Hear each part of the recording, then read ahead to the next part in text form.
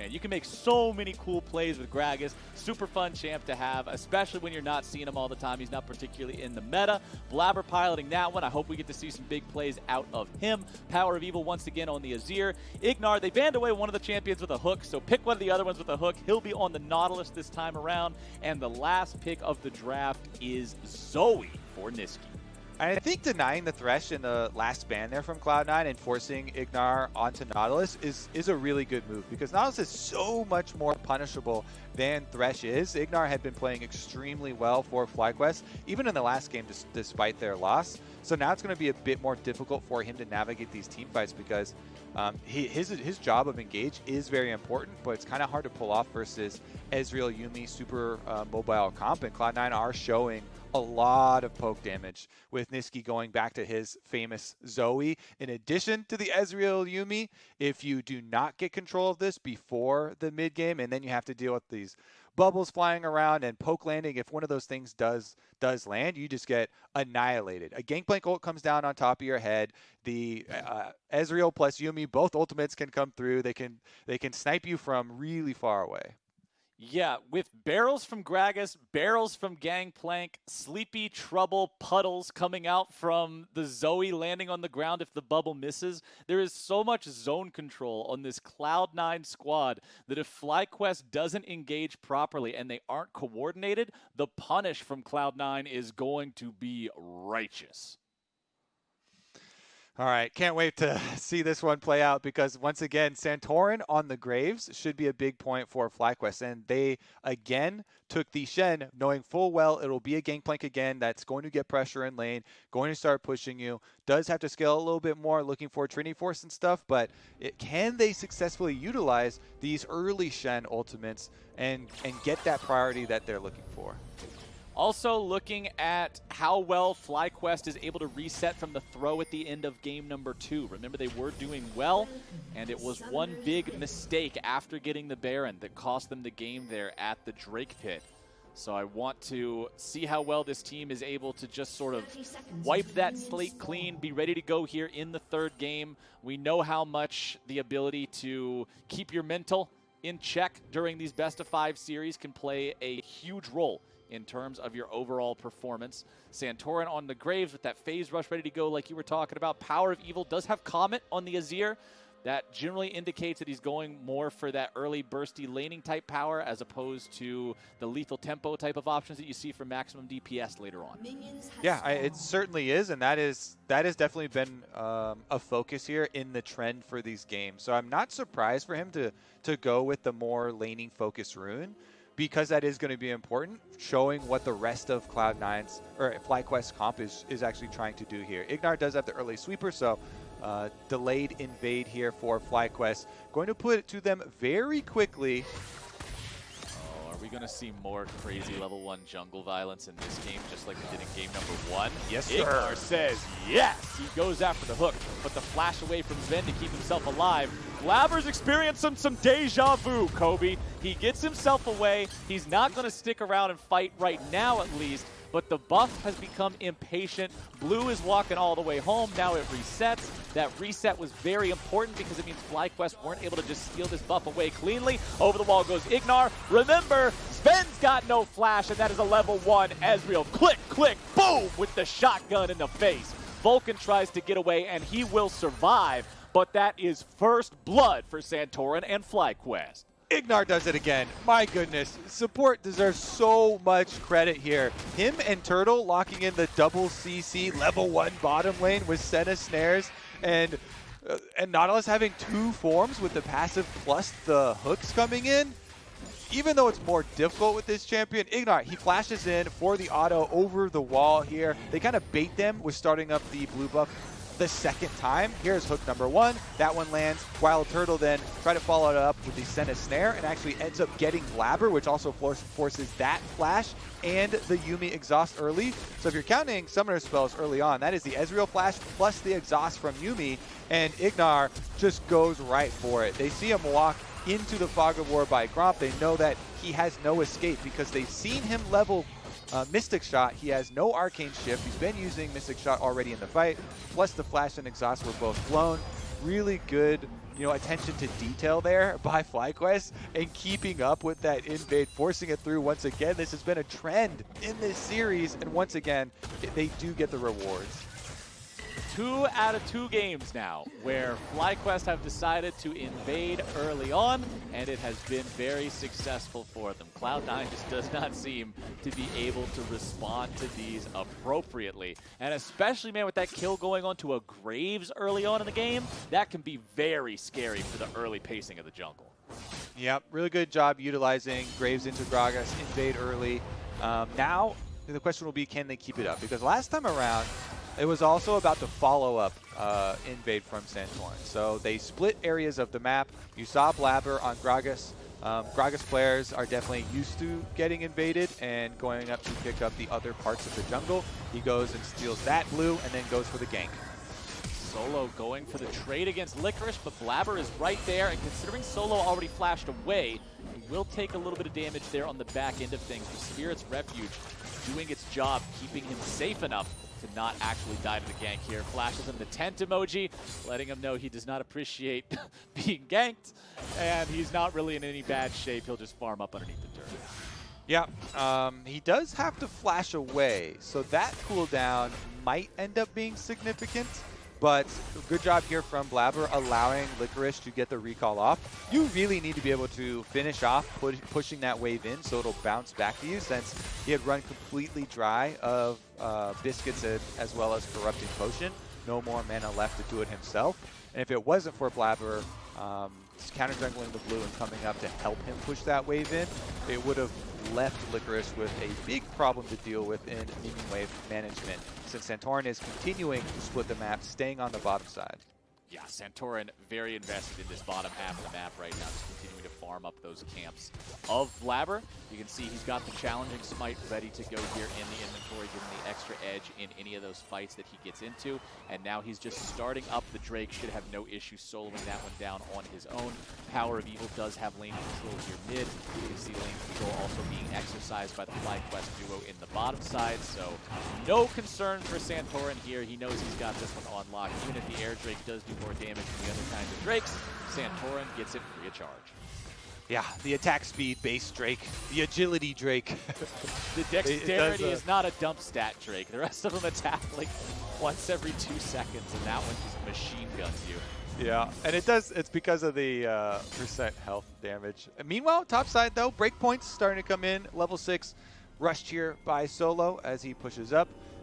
Is going to get his recall off, but Shen stand united. They're going to have to keep their eyes on it. His cannon minion doesn't have any ranged minions on it, so it doesn't die before he gets back, and he's able to clean that up as well. Oh, it's one of the best feelings. That is one of the absolute best feelings, is being able to make it to the cannon minion just in time. One more minion hit would have taken it out, but you still end up getting that cool 66 gold. Bomby Cinder in the inventory for Solo there, just making sure he has a little bit of extra wave clear potential against this push that he's going to be under constant threat of from Licorice. Once again, Licorice with that cull in the inventory, knowing how free this lane is, knowing how impossible this matchup is for the Shen, and he'll just continue building those economic advantages in that 1v1. Blaber is on the top side of the map, just in case Santorin tries to have any presence in that top lane. It could quickly devolve into And Blaber does have, Predator and Flash available here, so possibly will make a look towards mid lane. Currently, IgNar with a roam timing though. As you can see, they were constantly pushing up their wave, getting themselves those 30-second windows where they get to go take looks for deep warding or for passes at mid. Once again, IgNar, highest percentage of time spent away from his AD carry for any support in the LCS. He roams the most, makes the most plays for his team, elsewhere on the map. And it was on display in the level 1 as well, which kind of got them to this point. Zven, though, on the Ezreal, of course, with the teleport advantage for lane, as Ezreal's always used, he was able to still get his tier and pickaxe recall, try and get to his Muramana transformation as quickly as possible, getting all the components so he can buy the item as quick as possible. Yep, both AD carries working towards that Mana Moon into Muramana here. Also want to point out WildTurtle playing with the Glacial Augment. Sometimes you see that. Other times on Senna you will see a Grasp the Undying build with a Frozen Mallet. So this time around you will not be seeing that Frozen Mallet on Turtle unless he loses to the Shopkeeper because you already have Glacial Augment. So leaves open opportunities for more damage with things like Black Cleaver, Lethality, etc. Yeah, and versus this team, I would say lethality all the way. You got to go lethality versus this. This is a no tank team. You know, lots of champions that are buying offensive stats. Even the Gragas that might get Azonias later on is going to start out. You have to build your jungle item. You have to rush for this. So lethality could go a long way for Turtle in this, and maybe Santorin as well. So definitely have high damage potential, even though it is more supportive of a bottom lane champion, and you still have to focus on your soul generation and trying to get range for your combos. Right. It's all about that quick burst there with Senna, being able to have the auto-Q auto and just having so much damage up front like that. Go to sleep! Nisqy with the bubble down onto Solo. A very nice cast coming out from Blaber, but now the counterattack comes through and PowerOfEvil is looking to make the plays. He will not find the shuffle onto the desired target. He will catch Licorice instead, and now the Stand United is coming in. Santorin has backup, and PowerOfEvil has a kill. FlyQuest in a 2-0 game as IgNar is going after Blaber with the flash into the dredge line. This is some Chad support play right here. Going in 1 versus 2, trying to secure the kill. Unfortunately, he's got no damage. He can't do it. But man, his heart was in the right place. Yeah, he's roaming again. It's IgNar off across the map and looking for the chase down. That's going to be some damage that does stick on Blaber. He's around, but there is about a 0.00001% chance that he would have anything to say about that Rift Veil take from Santorin. And Graves, once again, used effectively with the Stand United coming down as well. They're able to chase Cloud9 super deep back out of their jungle. Solo, fancy footwork, does dodge the body slam from Blaber, but then Blaber hits a really nice cast onto him, which does force the flash. Senna ultimate forced to come through. Santorin's burst damage up front, giving PowerOfEvil the confidence to go in for the sweep. Does get multiple flashes with that sweep. And Santorin, once he sees those cooldowns, he's like, no flashes for y'all. I've got double buffs and a Shen ready to come back. Solo re-enters the fight on his back. And this is just putting up on a pedestal, again, one of the players from Cloud9 that has started to get the recognition he deserves. So Santorin has just been crushing it for this team for so long, putting in so much work. And now that he's on the Graves, on with the carry champions, definitely big moves for FlyQuest. They're stacking up Dragon number 2 at just over 11 minutes. Pretty quick pace for themselves. Definitely in line with what they're working for on the bottom side. Earth Drake will be the soul this time around, so a potential shield to protect them from the poke of the Zoe and the Ezreal and some of the Gangplank barrel burst if FlyQuest is able to grab 2 more of these as the game marches forward. Solo does have to deal with Zven in this top side. Not exactly a great situation for the Shen. Being a Shen in this game just kind of sucks because if you have to lane against Gangplank, you're like, I can't really interact with them. If you have to lane against Ezreal, you're like, I can't really interact with them. If you have to lane against Zoe, it's like, I can't really interact with them. So Solo's job is to just sit there and tread water. Your most fun is when you get to hitch a ride on this Santorin train. Woohoo! Yes, let's go, Graves! In we go! All aboard! Rift Herald charging down into the tier 2 turret now. FlyQuest keeping this push a-going. They got 3 players down here. The Gangplank ulti used by Licorice to clear away that minion wave. He wants to protect this tier 2 if he can, but you know, I want a lot of things. I want $1 million. That means I don't have it. He don't have a tier 2 turret either. That is another objective going the way of FlyQuest here, putting them up to a 2,500 gold lead. Blaber has farmed the enemy Grump. He's popped the Predator. He's up here in the top lane looking to help Zven and Vulcan make this kill.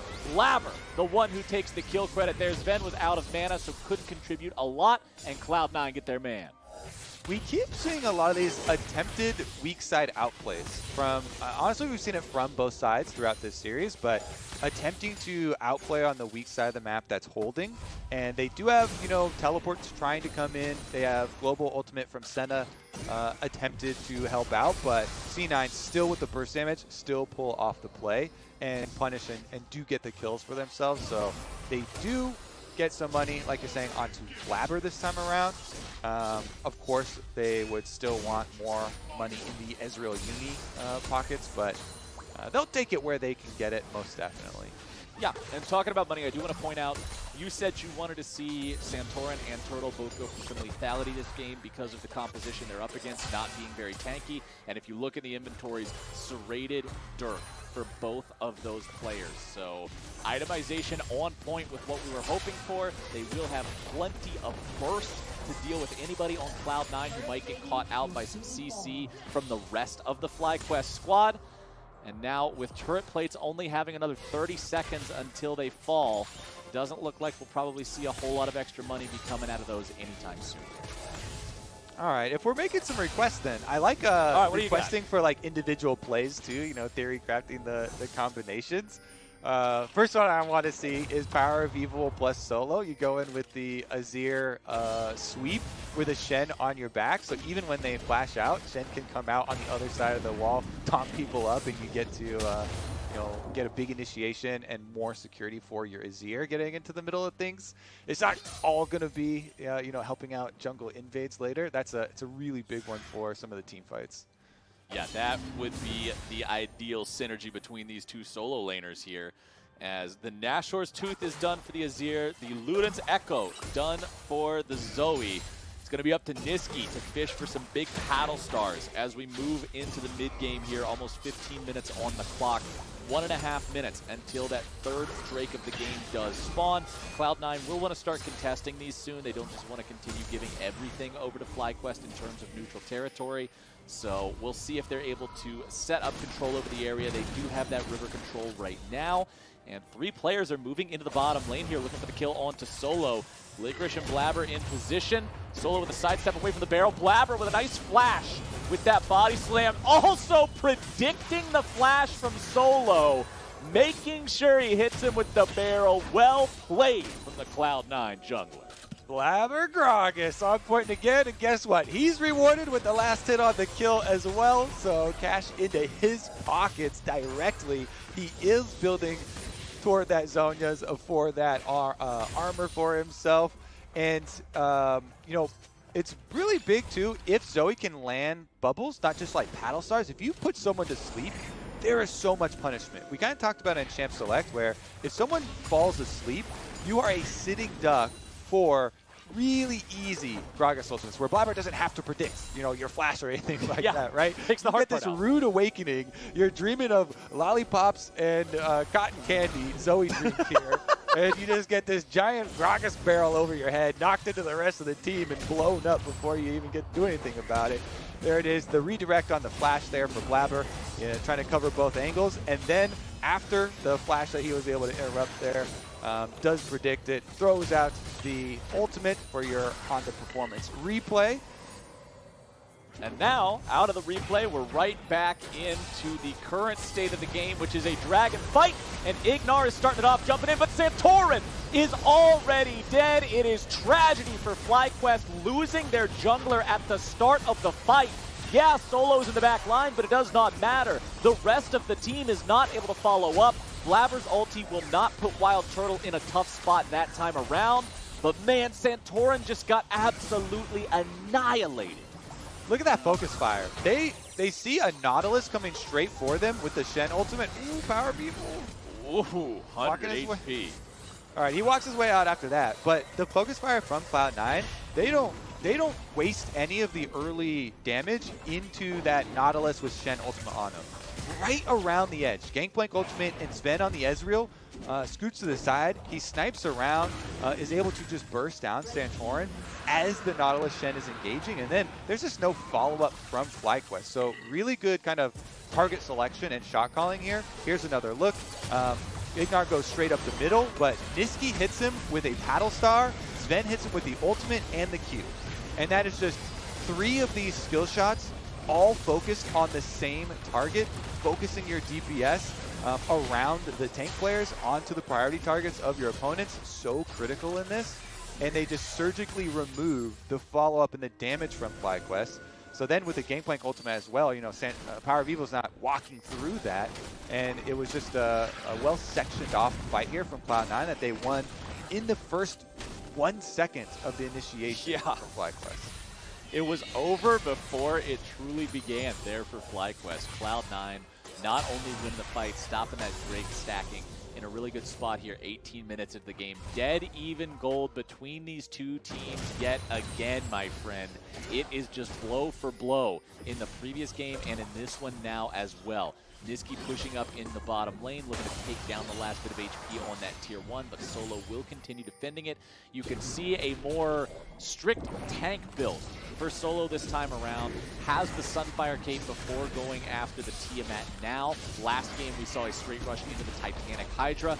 PowerOfEvil using Rift Herald top side here to make sure he's able to take down the tier 1, putting some more gold in those FlyQuest pockets.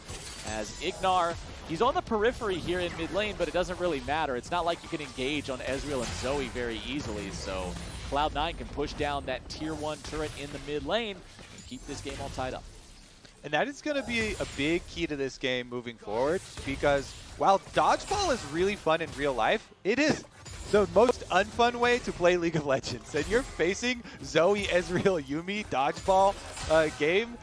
You don't gain a lot if you're sticking in that game around an objective, and you only really have health to lose. So that's why you have to be very quick with your initiations, pay attention to the flank wards and attempted movements for the engage on your side, because you do have to pull it off. The longer you stick around, you just play dodgeball around these objectives, the higher the chance that one Zoe bubble, one Battlestar plus Ezreal Q lands on somebody, and you only have Senna healing really to try and sustain you through it, which isn't going to go a tremendously long way. Ooh, very much not. The QSS also completed now for PowerOfEvil. I mentioned how in the previous game we got to see that done nice and early for him when he was playing the Azir before. Now he's got that locked and loaded here once more. We already saw the Gargoyle Stone Plate from IgNar, allowing him to start the engage off in the previous fight that FlyQuest wasn't able to win. So that's another big active that will be playing a role in all the team fights moving forward. Zven just continuing to always position aggressively here on this Ezreal. He knows how hard he is to kill, especially with that Yuumi permanently attached to him. Vulcan can pretty much just kick back, take a break, have a good time. Fires off the Yuumi ulti there, going after WildTurtle, but Turtle gets himself away. Has to use the heal to do so, so it's a Yuumi ulti trade with the Summoner Spell heal. Ulti comes out from IgNar onto Blaber, but Blaber gets out as well, using the Predator there. As Santorin continues the retreat, Blaber goes in, he goes for the cask, but he's not going to find a knockback. Yeah, he gets out pretty easily with cover fire being laid down by Zven's Ezreal as well. And you can tell FlyQuest, again, they don't want to stick around in those engagements too long, lest they take a lot of damage on the exit. You can get chased down really quickly. So Blaber looking for the re-engage there. Unable to find it, but that setup just 1 minute before Dragon means that Blaber won't have his flash for the Dragon fight, and this one is gonna, if FlyQuest get it, set them up at 3, just on that soul point. So they're looking for more cooldowns before it starts. Here we go, PowerOfEvil. He gets the ulti on Nisqy, going after the kill here. Stasis keeps Nisqy alive. Here comes the rest of the firepower as WildTurtle makes sure he's contributing to the fight. Santorin looking to get away, but the Sleepy Trouble Bubble will make sure this fight is a 1-for-1. IgNar now eating some damage from Zven. Remember, PowerOfEvil already used the ulti to kick things off here against Nisqy. WildTurtle has now finally joined the fight in earnest, but he's going to be knocked closer to Cloud9. Blaber doing some good work here with these ultimates, barely getting himself away, baiting PowerOfEvil in, and Cloud9 can continue their chase. IgNar's still got good HP, but the rest of the team cannot say the same. Zven continues the chase. A nice Mystic shot placement to get the kill into WildTurtle, making a double on Solo, and the Mountain Drake will spawn just in time for C9 to knock it down. This is where it's so fun to play Ezreal Yuumi. Zven is just a juggernaut right now. He flashes over the Senna snare, just chasing him under turret. He's going to finish them off under turret. Even if he had missed that first Q from Ezreal, he can just keep chasing them with the confidence of the Yuumi heal and speed up. And the multi-item power spike that he's got. Here's the attempt from FlyQuest before the Dragon's going to spawn, trying to assassinate Nisqy in the side here.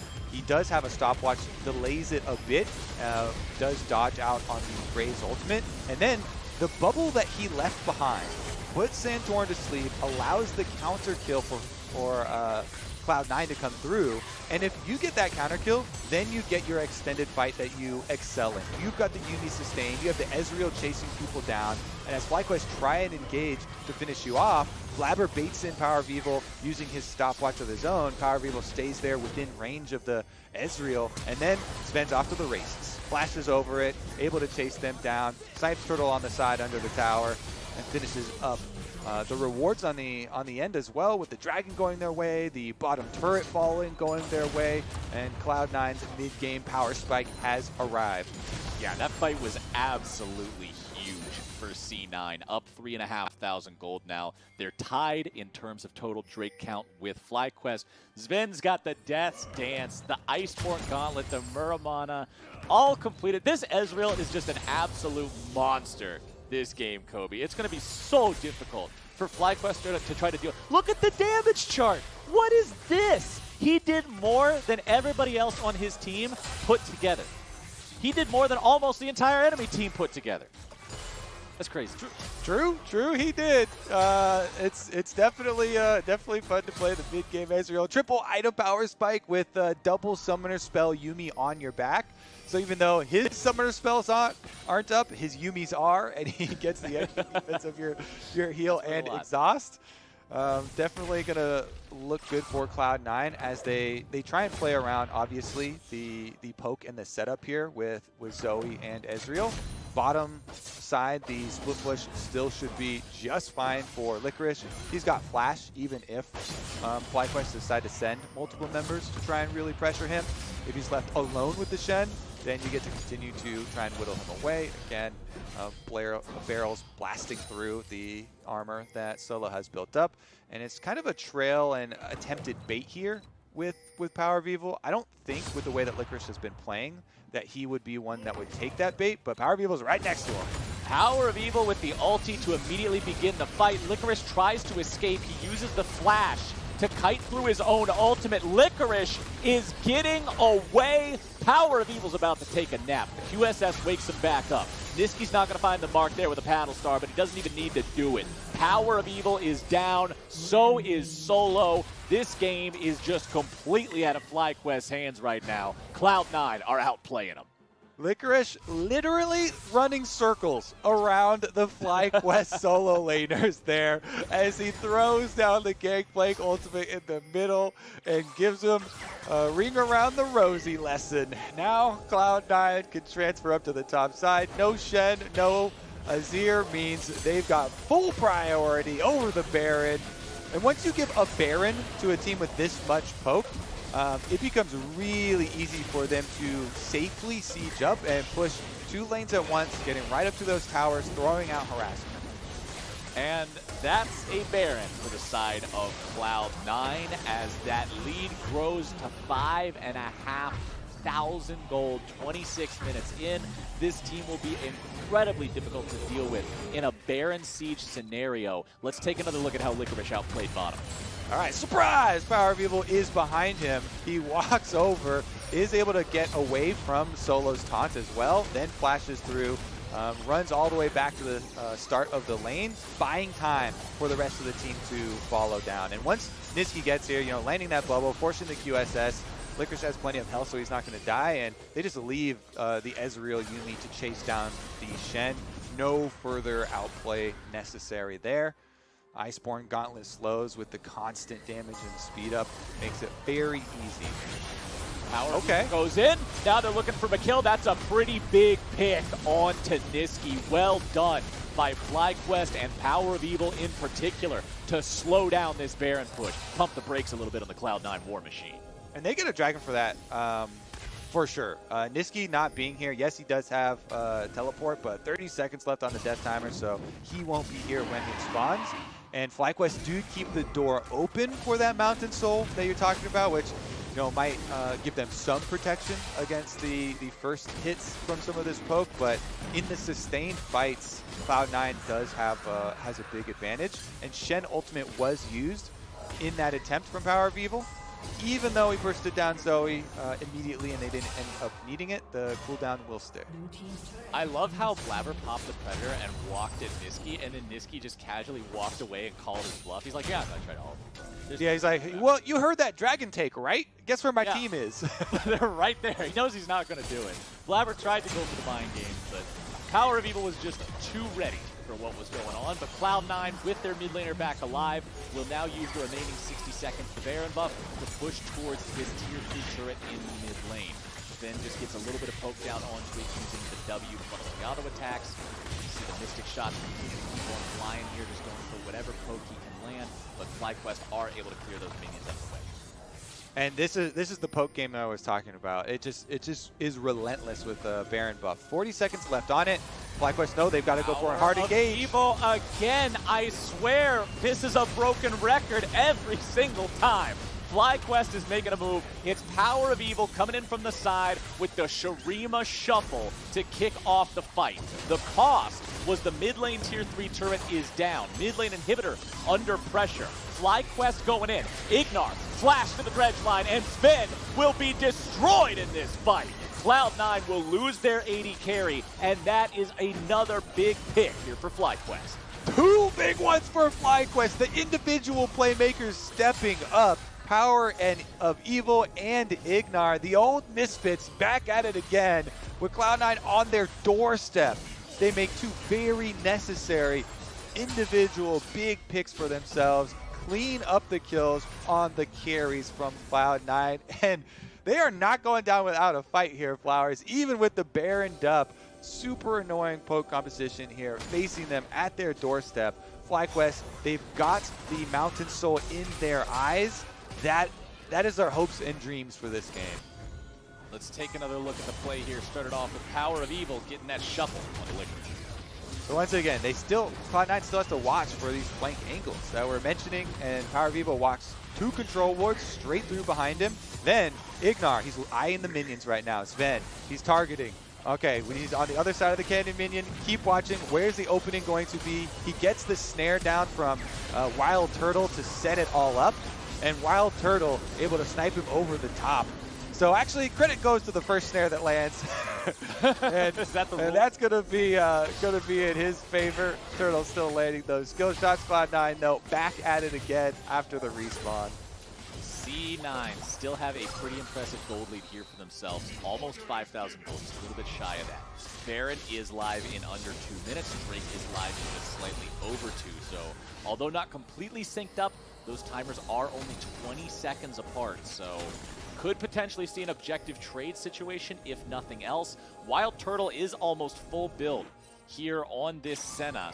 Has Duskblade, Mortal Reminder, Rapid Fire Cannon, and Muramana. A little bit of everything. 1 lethality item, 1 big armor penetration item, 1 crit item, and the Muramana. So just sort of a sample platter of all the different dishes and delectables that an AD carry could go for. And I really do like it, actually, with lethality heavy, with so many squishies on the opponent team. Not a lot of armor. Yes, the Ezreal obviously always builds armor in with the Iceborne, and Gragas has the Zhonya's. But you tag Gangplank, you've got your extra range with the Rapid Fire Cannon for the extra safety and trying to get those little chips of poke damage at the beginning of the fight. When you're fighting versus such a long-range team, you need to also have some safety with the range for yourself. PowerOfEvil is a little bit away from completing his death cap on the Azir to truly get that big spike, but here comes the Mountain Dragon. It will arrive. Wait, PowerOfEvil is actually recalling. Does he have the completion money for death cap right now? There's no way he would be recalling. Teleport is ready. Money for it. Okay, yeah. He's got the hat. He's ready to go. Teleporting in now to make sure that he's not lagging behind his team whatsoever. FlyQuest with control over the river right now. So they might face check. If Solo's able to grab this taunt, that could be really huge. Here comes your Shurima Shuffle. More CC coming through. Zven's going to be killed. That is the start that FlyQuest was hoping and praying for. Vulcan wants to get away, but Turtle's got him in his sights. Cat versus gun. I'm taking the gun every time. Licorice dies now as well. And FlyQuest just found 3 for nothing. 3 for nothing and a Mountain Soul right after for themselves. There's not even a possible answer with Baron from Cloud9 because 3 members of Cloud9 got chased down in the aftermath. No possible rebuttal here from C9 as FlyQuest with the huge punish for a face check into the river right before the dragon. Now they could start up the Baron themselves, and even though Blaber has Flash available, it will be a dream scenario if he can steal it away. Him and Nisqy are the C9 hope, looking for the steal. It's them against the world. Blaber will try to contest this. 3,000 HP on the Drake. True Shot Barrage coming in. Cast over the wall. Baron is secured by Santorin and FlyQuest. Zven has made his way into the fight now using the TP for the positioning. IgNar nearly killed off. PowerOfEvil looking to get himself away. Cloud9 continues the chase. FlyQuest wants to get out. Solo may be declared the sacrificial lamb here yet again. PowerOfEvil summoning up a turret. PowerOfEvil has very low mana. They do not want to go for a fight here if they can help it. Solo also still alive on the Shen. Didn't have to be the sacrifice at all. Turtle goes back to the base and is able to keep the inhibitor alive too. It's a little bit slow clear, at least that was set up. I hope we're going back to the setup for this. Yeah. Yes, okay. we are going back. Solo walked around this edge. Now, if you're control ward in that pixel brush, and I don't want to go over whatever just happened because you know they all get chased down. That pixel brush in the river, you need to place it in the edge, leftmost edge of that pixel brush. And you can click on your trinket, or click on your ward, excuse me, as you're placing it.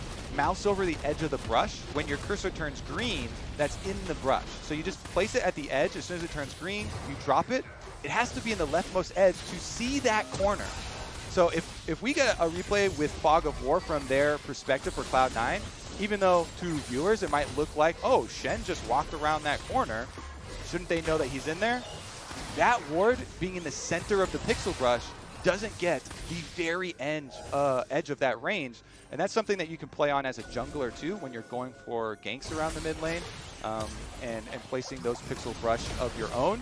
Be very careful about putting it in the very edge if you want full vision of the ramp. Blaber's going in. PowerOfEvil is the target here, but now Blaber's in some trouble. IgNar tanking on the front line, but Nisqy's able to grab the kill. It's a 1-for-1 trade. Jungler for support. IgNar's out of the picture, and so is Blaber, but FlyQuest will continue to push down the mid lane here. The Cloud9 Tier 1 turret in mid is still standing 35 minutes into this game. However, the Tier 3 turret in the bottom lane killed. That has been one of the things that he has really shown in this series, even on champions, like Azir. So let's get right back into it, baby. We're back in the game, man. I had forgotten what Summoner's Rift looks like. Here we go. Everybody in the Twitch chat, we are back on board. Huge thank you to all the people behind the scenes working to make this thing run, especially with the difficulties of a remote show. I know that it's so incredibly difficult to make everything run smoothly, so huge thanks to everybody working on that, getting us back into the game right now. It has been a long wait, but we are back in the driver's seat heading forward, and we're going to see how this one shakes out. It is 2.5 minutes till Elder. It is 3 minutes till Baron. It is a mountain sold up FlyQuest ready to go.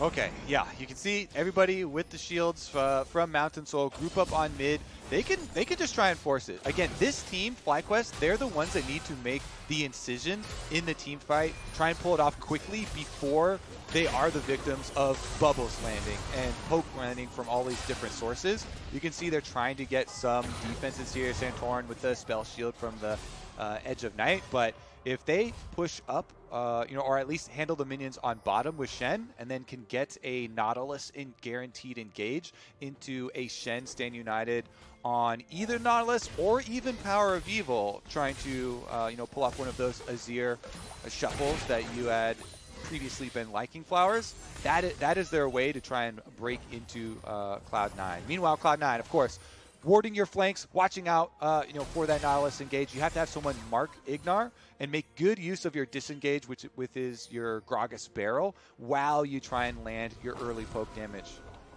Still a 2,000 gold lead for C9. Zven will find IgNar as he has to use the dredge line to Spider-Man his way out to safety. Also flashing away from the Yuumi ult follow-up. Gets the Summoner spell and the Stone Plate out of IgNar there with less than a minute and a half until the Elder Drake spawns. Any cooldowns that Cloud9 can force out of the front line of FlyQuest is going to be huge for them. That's one more thing that they don't have to worry about for Zven and Nisqy in IgNar's engage, you know, the flash follow-up. Now, can FlyQuest find that angle again? Will PowerOfEvil be able to successfully navigate around here and get one of those big engages? Nautilus ulti coming down onto Zven. He did not have to use the flash to get away. IgNar's going in, but remember, there's no stone plate here on the Nautilus. He is so easy to just destroy without that extra tankiness. Solo is not able to keep him alive, even with the stand united.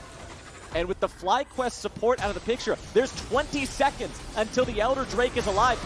Let's resume the thrilling conclusion of this team fight. Back into the fight. Turtle's able to grab the kill. On to Zven. Going ham. Don't work. PowerOfEvil now the kill in retaliation. Cloud9, they lose their AD carry. They take out the enemy mid laner. Remember, it is still a 2-for-1 overall because IgNar died back in the mid lane. Cloud9 has control over neutral territory of the game. They don't care about that Azir turret. It does not matter. The Elder Drake is alive, and C9 is heading towards it. Oh my goodness, I actually just love it when it gets to this tense stage of the game. Elder Dragon on the board here for Cloud9. They do have Smite ready, but Santorin also has Smite, and he's got a Spell Shield and Dash available to get over the wall. Pick onto Solo. Oh, Solo is taking so much damage, but Turtle's able to show up and keep him alive here a little bit. Nice chain CC coming out. Santorin going in, collateral damage with the kill. FlyQuest picking up a big kill onto the Cloud9 top laner, making sure C9 is not able to stay in this Elder Drake pit. Ooh, people love to call out throws on either side. Oh, they throw it here, they threw it here. But I love the punches going back and forth leading up to this. Elder Dragon still on the table. Teleport being channeled to get back out to it here for PowerOfEvil, as well as Nisqy. Now, death timer still 30 seconds on Licorice. When it comes up, though, he'll be able to arrive with the teleport and ultimate of his own. It's up to FlyQuest to make use of now the 23 seconds they have left. I'm curious how many stacks Turtle has on Senna, because it looked like with his rapid fire cannon proc, he shot Zven from 1,000 units away.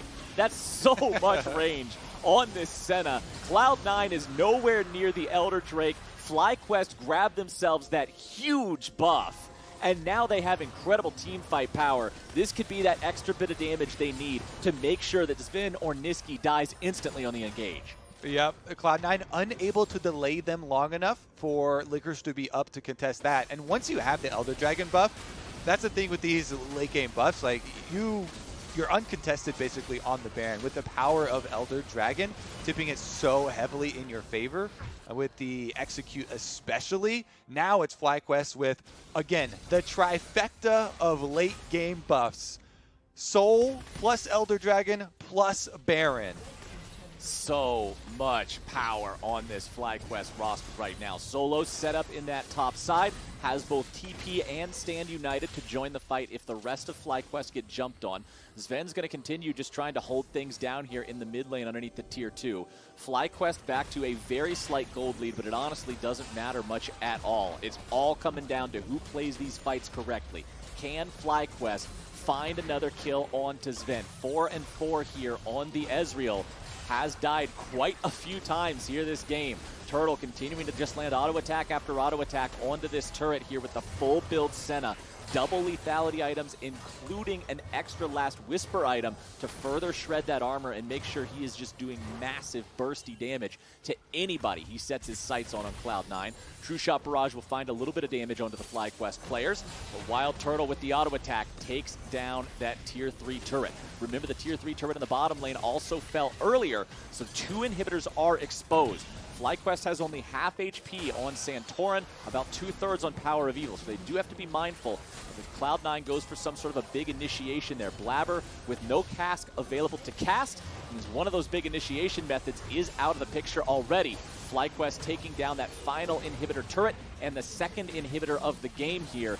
Now having the teleport show up from Solo, who will be joining up with the rest of the 5-man squad. Doesn't need to split push any longer. They just want to group up and make sure they're able to turn this into a 3-inhib game and keep Cloud9 locked in their base. And they easily should be able to do that, walking this one in. And now with super minions at their back, FlyQuest keeping the pressure on Cloud9. This, see now, oh! IgNar's going in, Blaber's the target. Goes into stasis to stop the follow-up damage from coming through. IgNar tanking up there on the front line here yet again. Blaber with stasis on top of stasis. My man is going golden, and he's going right back to the fountain to try to heal up. Down to about 10% HP. FlyQuest, they don't get the kill onto the enemy jungler. Cloud9, they managed to wait it out long enough that the Elder Drake disappeared, and that means FlyQuest didn't get the execution to secure the kill. FlyQuest now backing as a unit. 5 purple beams reach up into the sky, and they're all gone. And the Rift gods say, play on, Flowers. It is now Cloud9's duty to deal with all these super minions streaming into their base with no neutral objectives. It should just be FlyQuest grouping immediately right back up and going to apply pressure. You continue to just work with your super minion extra pressure, even though your buffs are falling off. All you have to do is stay inside the base and take away spells and DPS that Cloud9 are trying to use, clearing out all these minions. Double lethality and Mortal Reminder also up for Santorin's Graves, along with a Guardian Angel. He will have no fear running into point-blank range with that shotgun and dealing as much damage as possible when this next fight breaks out. 2 minutes until the Elder Drake is alive again. 2.5 minutes until Baron is live again. Cloud9 still stuck in the base right now. FlyQuest with all 3 inhibitors down, control the entirety of the map. Zven loses a lot of HP, not actually under any pressure to expend summoner spells or anything here just yet. FlyQuest continuing to try to push up. No Elder, no Baron on them means Cloud9 is able to use Gangplank to clear a lot of these waves away, and Blaber is not going to keep himself alive with a stasis that time. FlyQuest with a pick onto the enemy jungler means now they're able to continue pushing, looking for even more. Zven gets himself away. Santorin's nearly going to be killed off, but the Stand United will make sure he doesn't lose that Guardian Angel, and now Cloud9's Nexus is under threat. FlyQuest is going